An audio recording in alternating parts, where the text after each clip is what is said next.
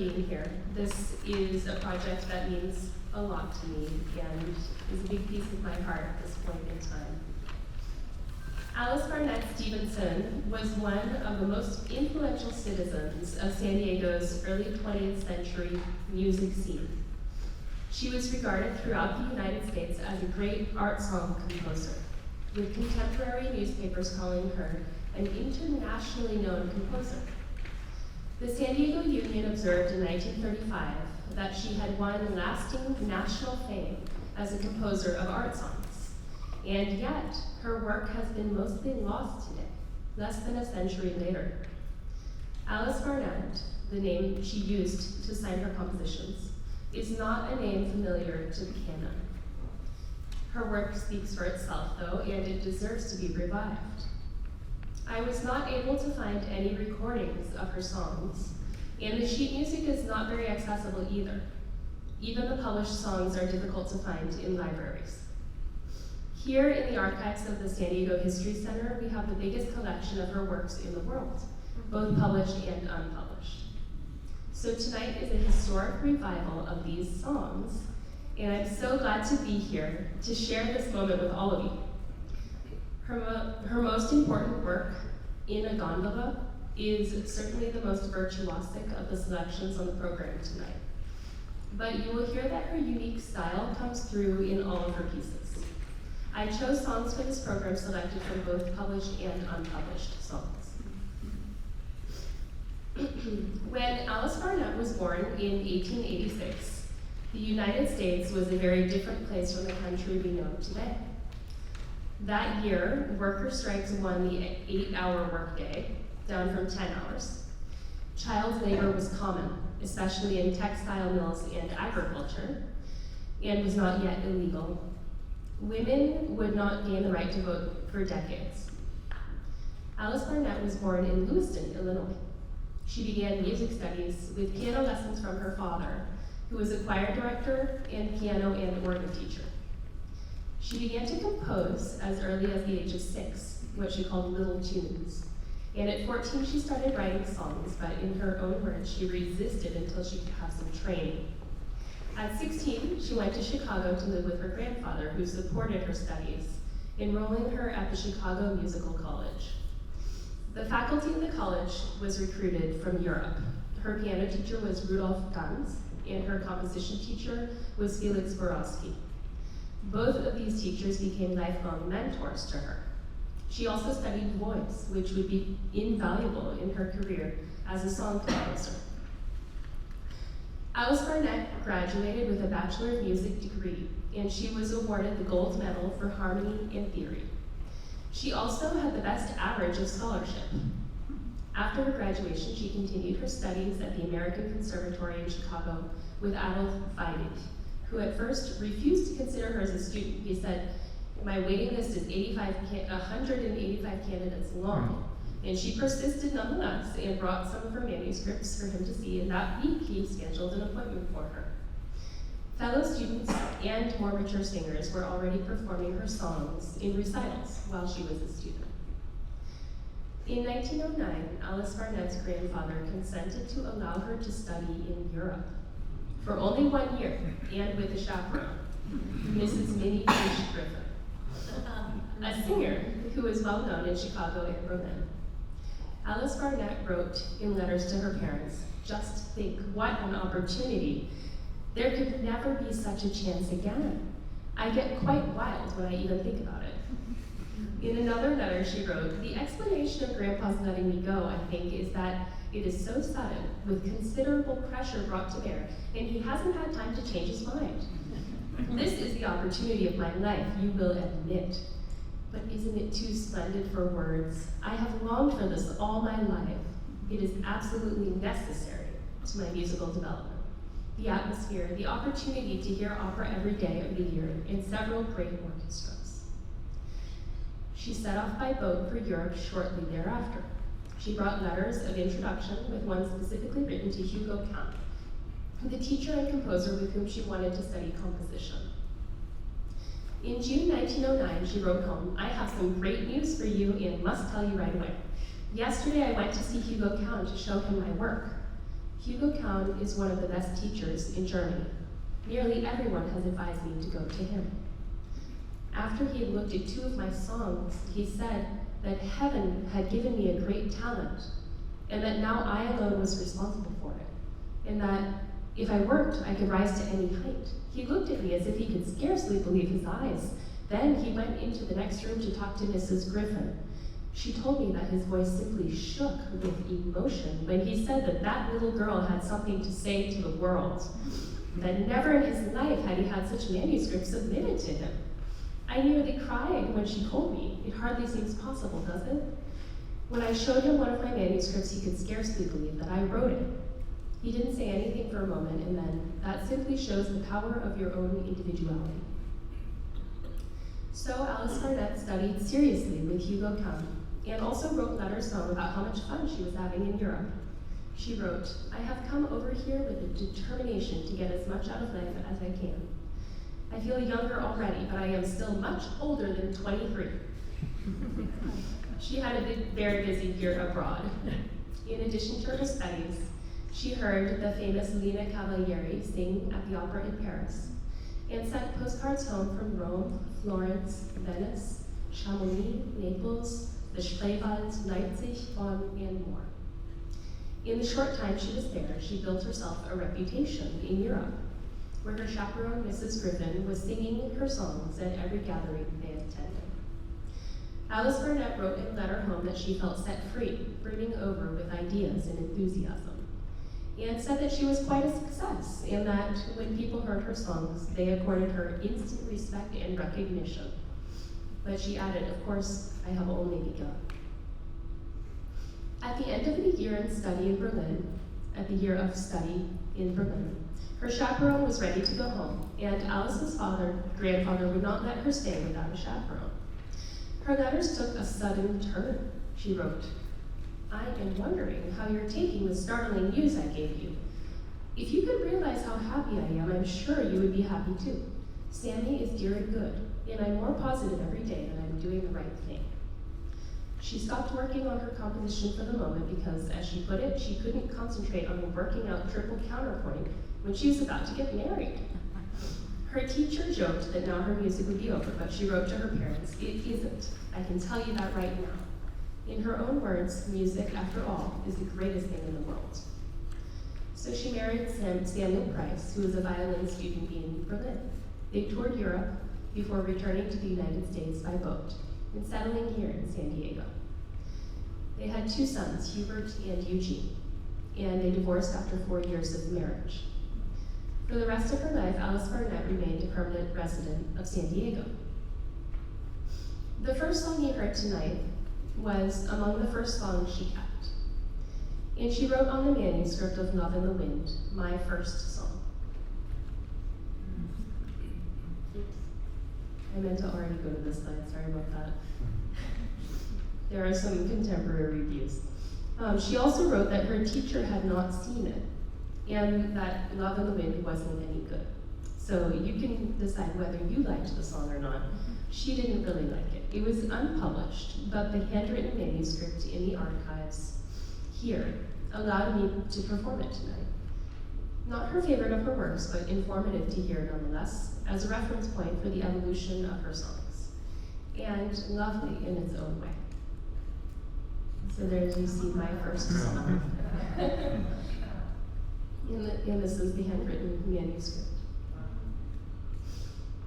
So, what was life like as a female composer at this time?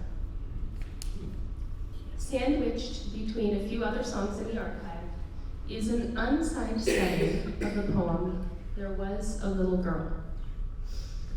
The poem, as many of you probably know, goes, there was a little girl who had a little curl, in fact quite a bunch on her forehead. When she was good, she was very good indeed, but when she was bad, she was horrid. The short setting is extremely dissonant, full of tritones and disturbing harmonies. We don't know if Alice Barnett wrote this piece or not, and it seems to be a musical joke, and appears next to a handwritten copy of another composer's song. But I think that she took the time to say that, whether she composed it or copied it, says something concise and potentially meaningful about Alice Barnett's understanding of her place in music at a time when women were not particularly encouraged to compose, travel alone, or pursue education in the same way men were. She took advantage of her opportunities, but a sense of humor around the experience comes through in her preservation of this composition. It seems to highlight the bad and horrid qualities of the little girl through its dissonant chords. And we know that she was quite small as well. She was called diminutive by one article. And while I did not find any personal commentary in her letters or notebooks about being a woman composer specifically, she demonstrated a devout commitment to herself, her career, and also her female colleagues. She wrote for women's voices and from a female point of view often. She hired many female soloists in her later work with the symphony, and she set many texts of female poets. A contemporary review wrote that she was to music what Sarah Teasdale was to poetry. In the 1970s, at the end of her life, an interview quoted her saying, "Mine was an extraordinary talent judged by masculine standards, but in greater danger of never being developed because I was a woman." Indeed, Alice Barnett faced obstacles or judgments based on her sex very often, from music critics, newspapers, and even her own teachers. Women did not gain the right to vote until she was in her 30s. The U.S. Consular Certificate of Registration from her arrival in Berlin shows that her pronouns needed to be changed to she and her. And this could be an indication of how rare it was for women to study abroad. It was just kind of assumed that the people coming in were a he. At this time, the vast majority of the families in the US Census included at least one homemaker.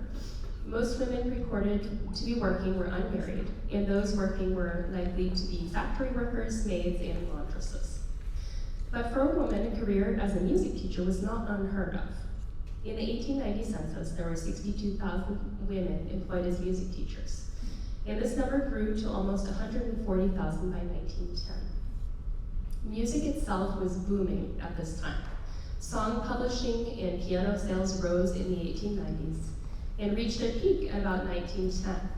After about 1920, the phonograph replaced the piano as the source of music in the home, and fewer songs were published after that. Most of the women composers active at this time only published a fraction of their songs, and Alice Barnett published fewer than half of hers. So Alice Barnett was growing up and getting her education at a relatively favorable time for composers because of the recent boom in music itself, but still facing an inherent sexism in her career. Her own teacher, Hugo Kaum, said that he had anticipated merely a nice little talent, such as one expects to find in women, but that the dignity and promise of her work astounded him. It seems that she learned to walk very astutely the line of womanhood and ambition. Critics repeatedly commented on her gracious femininity, but I have not seen comments on the masculinity of her male colleagues. They celebrated her womanhood, but also allowed it to restrict their concept of her. Here are some quotations from some contemporary reviews and newspapers. In 1931, the newspaper wrote, "Her real career was and is raising her two sons." Another critic wrote that her music contained dramatic intensity not met with before in the work of any woman composer. And in 1936, the newspaper noted, "If we didn't say something once in a while to bring Mrs. Stevenson's work into the spotlight, we believe she would go along contentedly as a homemaker and a baker of marvelous angel food cakes." The next two songs on the program are The Lotus of Isis and Mood. The Lotus of Isis is one of Alice Barnett's unpublished pieces. It was nevertheless performed often, including on the radio in 1926. Isis was the ancient Egyptian goddess of fertility, motherhood, rebirth, and renewal. The poet was the famous female visual artist Charmian von Wiegand. Mood was performed often as well and very popular. Alice Barnett wrote both the music and the text. This is the only poem of her own that she set to music.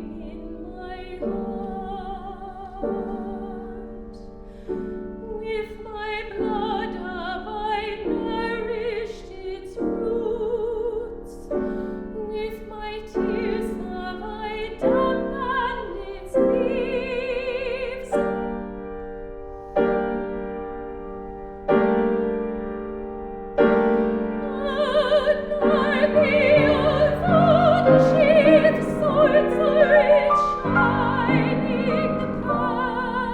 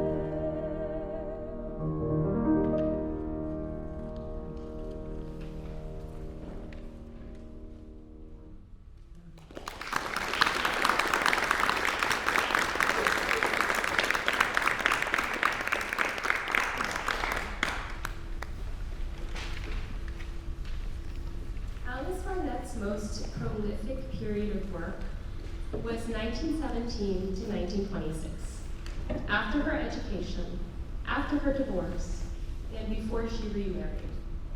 Very little correspondence survives from this time. Financial necessity was an impetus for her working hard during this chapter of her life. Life as a single mother was challenging, but she had skills to support herself, and she did. She was composing and also teaching at San Diego High School. In an interview from the 1970s, she said, "Kids thought my music theory class would be a snap, but I worked them like the Dickens." At first, about 40 students began the 4-year course, and only 6 of those completed it. And over the years, she found the most dedicated and talented persistent.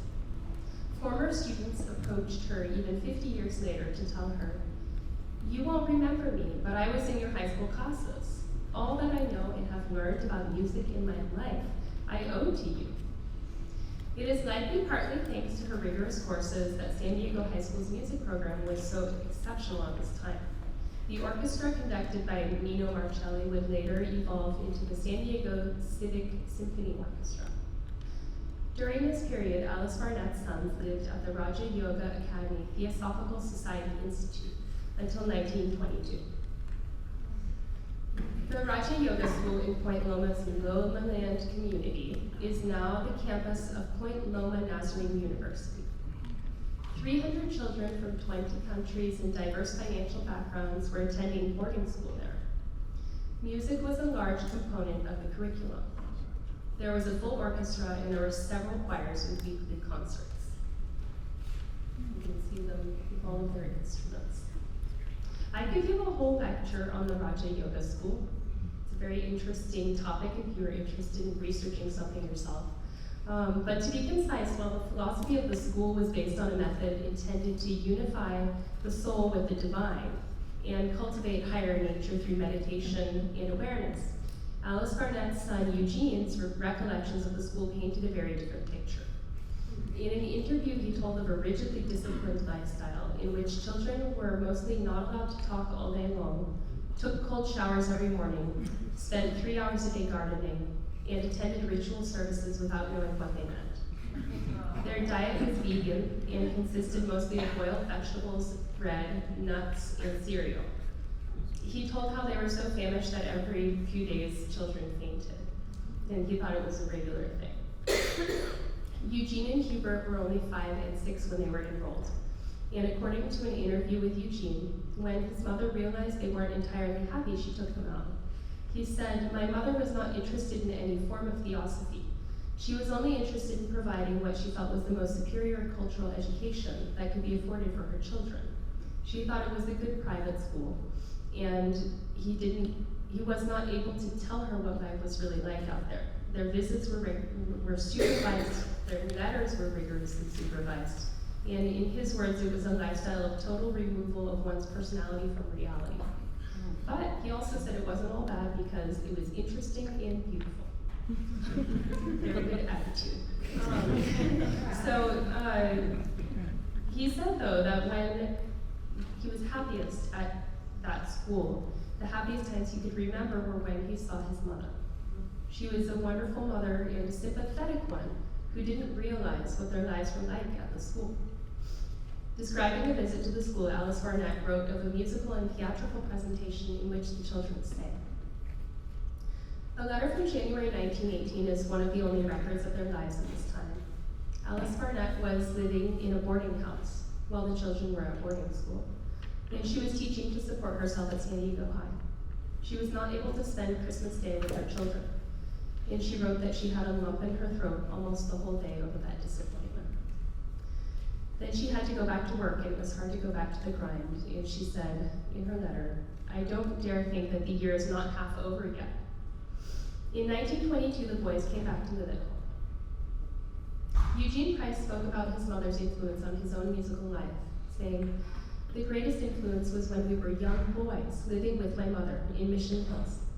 We went to sleep every night listening to her compose her art songs with very gifted poets. So music became a very integral part of our lives. What inspired me to become a musician was the environment my mother created for us after we were living at home again. In 1926, Alice Barnett stopped teaching and married Dr. George Roy Stevenson, who was also divorced and who was the superintendent of the county hospital. She continued composing, and she said for a while she wrote a song a day. Hubert Price eventually was an academic instructor in the Army Air Corps and later became a professor at Mesa College. Eugene went on to play as a soloist with the San Diego Symphony when he was 18, and then to study piano at Eastman School of Music and the Juilliard School. While he was a student at Eastman, his mother sent him a special package of all her published sheet music, probably so that he and his student colleagues could perform her works. In his older years, he threw himself a birthday party every year in his home in Mission Hills, at which he performed a piano recital and then hosted a party afterward. Next, we will perform Often When Awake I Lie. It is one of several unpublished lie awake songs Alice Barnett composed, and on some of these she wrote for Hubert and Eugene. This group of manuscripts seems to focus on childhood, nighttime, lullabies, and motherhood. And the two songs after that are dedicated to her sons. They were published as a set of two. Even though they are a set of two, one is for high voice and the other is for medium voice, which is very unusual. And so I can only guess which was for Hubert and which for Eugene. Mother Moon was performed on the national radio in 1932. And in 1928, Tonight was included in a program concert featuring several of Alice Barnett songs in Los Angeles. Attending that concert were many contemporary musicians, including Bella Bartok.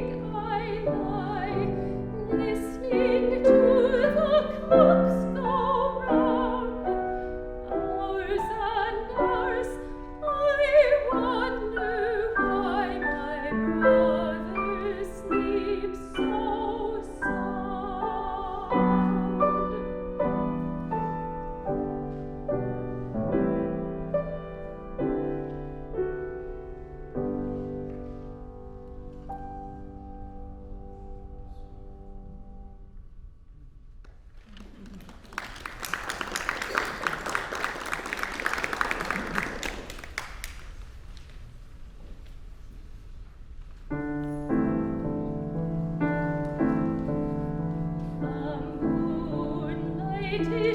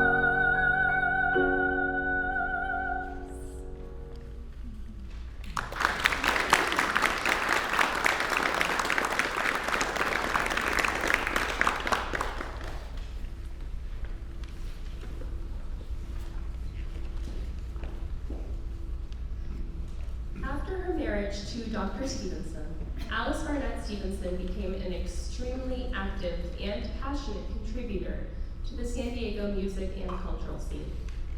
I'm going to tell you about a small sampling of her activities because there are just way too many to share in this short lecture. There are hundreds of mentions of her in the newspaper, and some of what she did is on the slide behind me. For tonight's presentation, I'll just tell a few anecdotes. One thing she did was she gave lecture recitals, just like this one. Some of her lectures were written up in the San Diego Union, including topics like crafting a song program, the development of the art song, and modernism in contemporary music. In one lecture, she played recordings from India, China, Bali, Java, and Cambodia, ever curious and arguably ahead of her time in her exploration of non-Western traditions. She was also a local vocal coach. Her songs were performed by the Juilliard student Lee Whitney, with whom she worked often, and her songs were also presented and performed at the Sparkles Organ Pavilion in Balboa Park, here in Balboa Park. She adapted a medieval French legend into a play that was performed in 1949 at La Jolla Women's Club, called Juggler of Our Lady. Her songs were performed all around San Diego and all around the country, including programs with the Los Angeles Philharmonic Orchestra, the Chicago Symphony Orchestra, and more.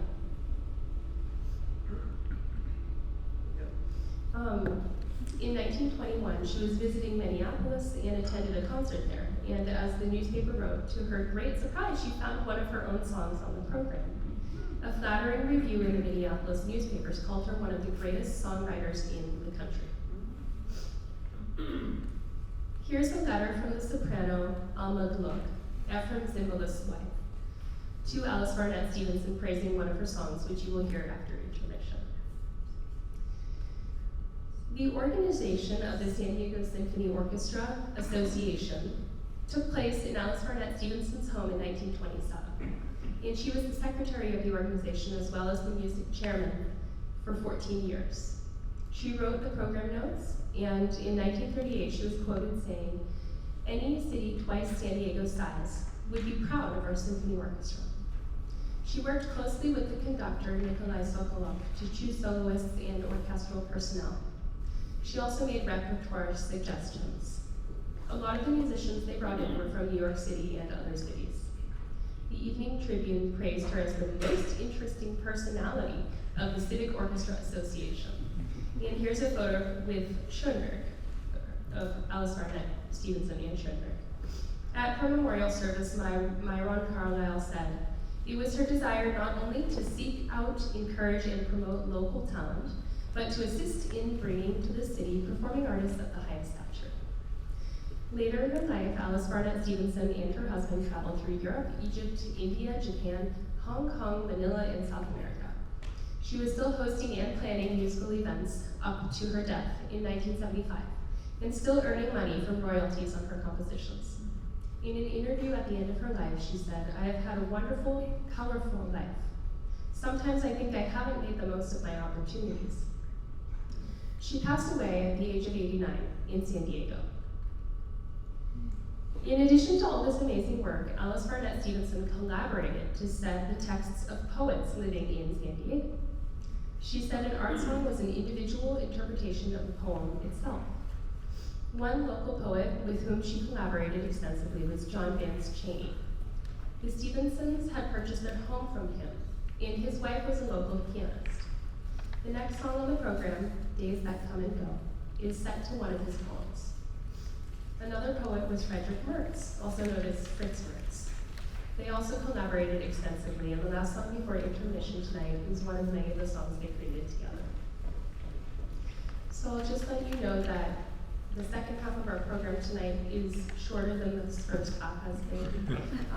And the second half is mostly music. Thank you so much for being here. I hope you enjoy the next two pieces.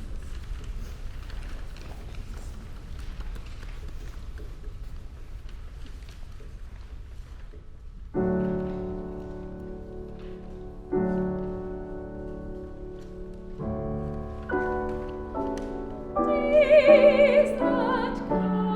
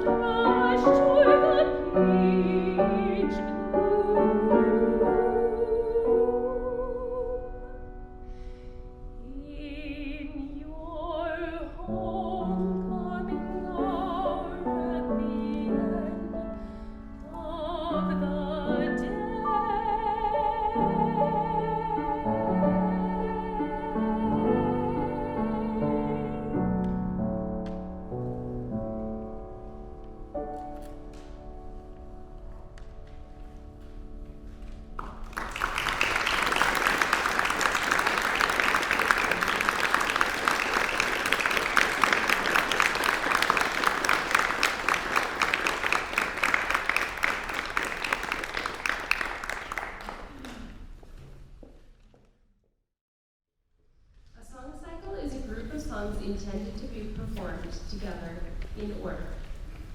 It's clear that she had been working on the cycle for many years because two of the songs, Serenade and Boat Song, were first set in 1910 during her time in Berlin.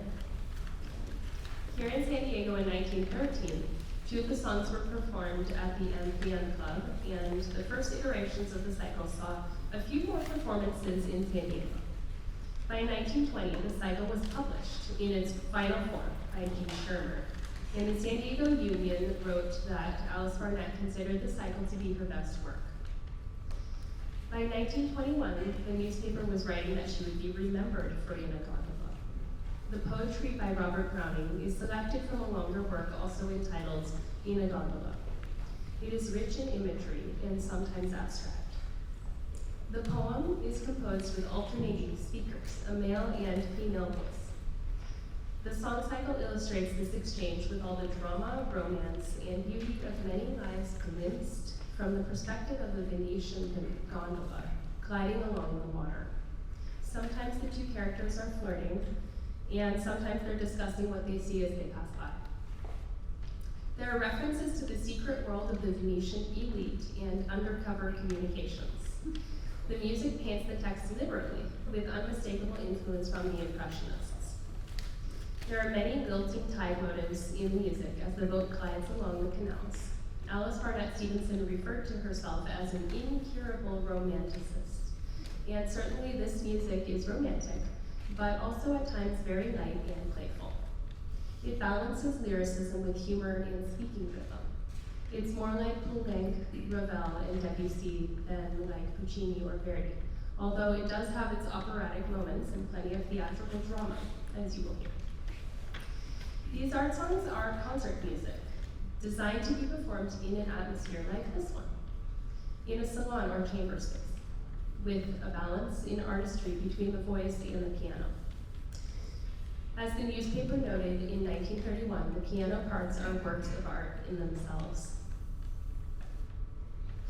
This cycle was performed exactly 85 years ago to the day at the Guyman Mansion in Mission Hills, when the Guyman family hosted a program entirely of Alice Barnett Stevenson's works. There may have been earlier performances of the cycle since it was published in 1920, and numerous mentions of partial performances appear in the newspaper in San Diego from earlier dates, but I was not able to find an earlier performance date of the entire cycle.